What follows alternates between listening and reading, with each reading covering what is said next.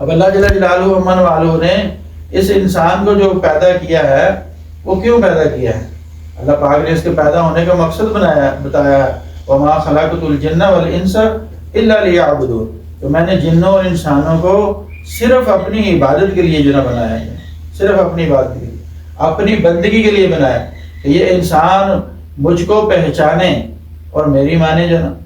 سب سے پہلے اللہ جل شانہ کا تعارف ہے، نبیوں نے سارے کے سارے نبیوں نے آ کے سب سے پہلا جو کام کیا اللہ جل جلالہ مان والوں کا تعارف کروایا کہ اے دنیا کے انسانوں، یہ دنیا خود بخود نہیں بن گئی اور تم بھی خود بخود نہیں بن گئے جو نا، اللہ جل جلالہ مان والوں نے بنایا ہے جو۔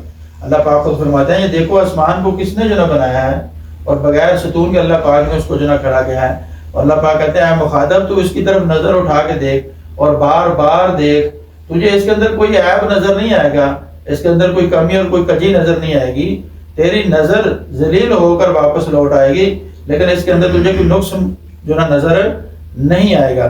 یہ ایسا اللہ جل شانہ، اور پہلے دن سے لے کے قیامت تک یہ آسمان رہے گا، اور اس کے اندر اسی طرح جو نا یہ آسمان چلتا رہے گا، کوئی اس کے اندر دراڑ نہیں، کوئی اس کے اندر جو نا خرابی نہیں ہوگی جو نا۔ اور پھر اس کو اللہ پاک نے کیسے سورج اور چاند کے ساتھ جو نا مزین کیا، کیسے اللہ پاک نے اس کے اندر جو نا ستاروں کے ساتھ اس کو جو نا مزین کیا، اور کیسے چاند بڑھتا ہے اور کم ہوتا ہے، اور کیسے سورج آتا ہے اور سورج جاتا ہے۔ اللہ پاک فرماتا ہے تولج اللیل فی النہار وتولج النہار فی اللیل، اس دن میں سے رات اور رات میں سے دن کون جو نا لے کے آتا ہے؟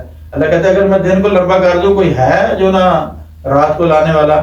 قیامت آ جائے گی، قیامت تک کوئی ایسا کام نہیں کر سکتا، اور اگر میں رات کو لمبا کر دوں تو قیامت تک کوئی دن کو نہیں لا سکتا۔ یہ اللہ ہی ہے جس کی امر سے جو نا دن آ رہی ہے، دن رات میں بدل رہا ہے اور رات دن کے اندر جو نا بدل رہی ہے۔ اللہ پاک ہی ہے فرمایا جو زندہ کو مردہ کرتا ہے اور مردہ میں سے زندہ کو جو نا پیدا کرتا ہے۔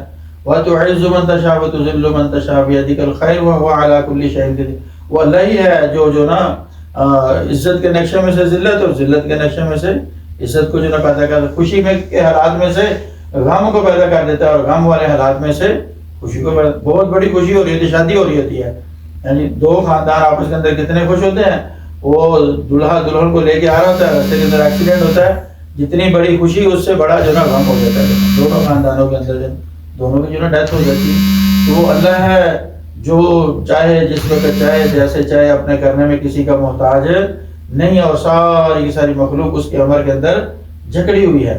اور ہمارا وہ اللہ ہی ہے جو بادلوں کو اٹھاتا ہے، پھر ان کو چلاتا ہے اور پھر ان کو برساتا ہے اور پھر مردہ زمین کو زندہ کر دیتا ہے۔ اللہ پاک خود قرآن کے اندر فرماتے ہیں کہ یہ کھیتیاں تم اگاتے ہو، یہ کھیتیاں ہم اگاتے ہیں، یہ کھیتیاں کسان کی محنت سے نہیں اگتی، یہ اللہ کے اگارے سے جو نہ اگتی ہیں۔ جو نا فرمایا کہ یہ خود بخود ساری چیزیں جو نا نہیں ہو رہی، ایک اللہ نے ان کو بنایا ہے، اور وہی اللہ ان کا مالک ہے، اور وہی اللہ ان کا خالق ہے، اور وہی اللہ ان کا جو نا ساری کی ساری مخلوق جس نے بنائی ہے، وہی اللہ اس ساری مخلوق کا جو نا رازق ہے۔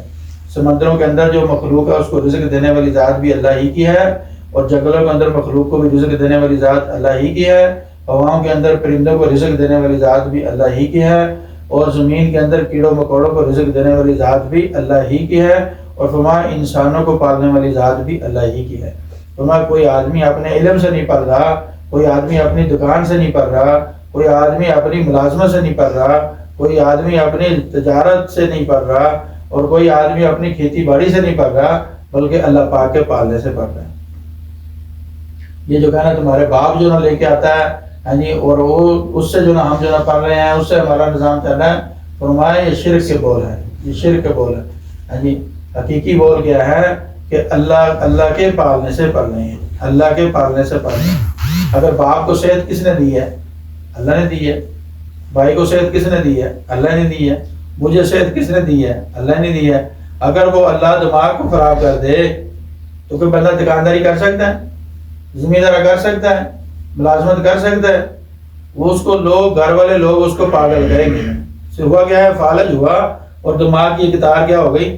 ہل گئی ہو، سمجھ گئی؟ اب یہ انسان اپنے آپ کو نہیں سنبھال سکتا، اس نے گھر والوں کو کیا سنبھالنا ہے؟ اس کو بیوی کی ہوش نہیں ہے، بچوں کی ہوش نہیں ہے، والدین کی ہوش نہیں ہے، جو یہ کہتا ہے نا کہ میں کر رہا ہوں۔ تو اللہ پاک اسی لیے کچھ بعض لوگوں کو ایسا کر کے دکھاتے بھی ہیں، انسانوں کو سمجھانے کے لیے، تاکہ انسانوں کی عقل جو نا ٹھکانے کے اندر جائے۔ اور اللہ پاک نے اس بات کو سمجھانے کے لیے قرآن مجید کے اندر واقعات کو جو نا بیان کیا ہے۔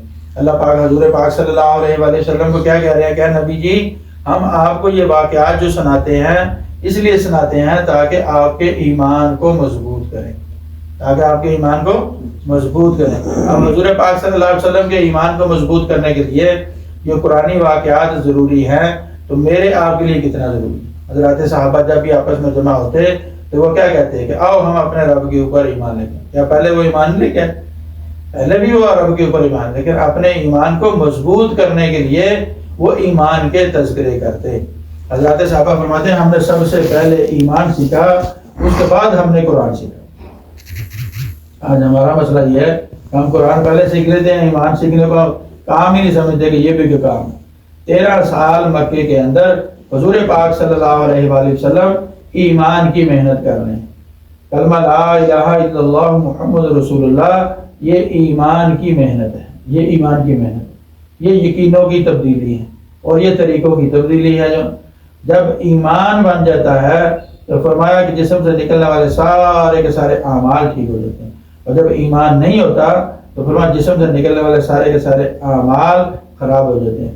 حدیث شریف کا مفہوم ہے کہ انسان کے جسم کے اندر ایک گوشت کا لوتھڑا ہے، جب وہ ٹھیک ہوتا ہے تو پورا بدن ٹھیک ہوتا ہے، جب وہ خراب ہوتا ہے تو پورا بدن خراب ہوتا ہے۔ فرمایا خوب دھیان سے سنو کہ وہ دل ہے، وہ دل ہے، وہ دل ہے۔